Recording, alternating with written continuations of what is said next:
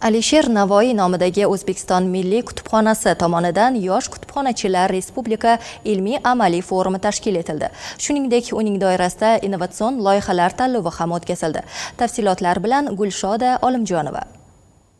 Mazkur forum yosh kutubxonachi mutaxassislarning kasbiy salohiyatini oshirish, o'zaro tajriba almashish hamda axborot kutubxona sohasida faoliyat yuritayotgan va ushbu yo'nalishga qiziqish bildirayotgan yoshlarni qo'llab-quvvatlashni maqsad qilgan. Forumda ishtirok etish uchun respublikamiz bo'ylab 370 nafar yosh mutaxassis ro'yxatdan o'tgan bo'lsa, ular orasidan eng iqtidorli 100 nafari saralab olinib, bugun ular bir maydonda jam bo'lishdi.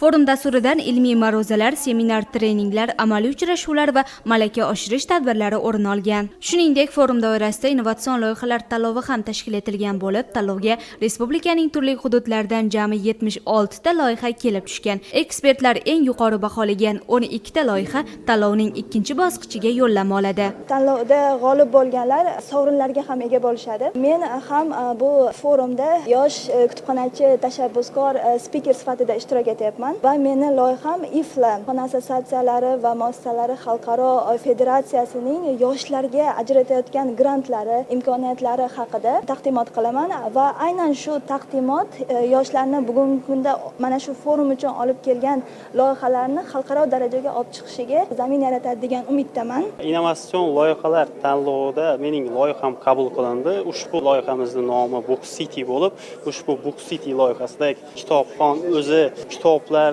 olamida birga virtual tarzda sayr qiladi va kitoblarni o'rganishi, bilim olish imkoniyati ham bo'ladi ushbu loyihada. Respublika miqyosida o'tkazilayotgan yosh kutubxonachilar ilmiy-amaliy forumi va innovatsion g'oyalar tanlovi yosh mutaxassislar uchun tajriba almashish va innovatsion tashabbuslarni ilgari surish maydoniga aylandi. Gulshoda Olimjonova, Jahongir Qosimov, yoshlar.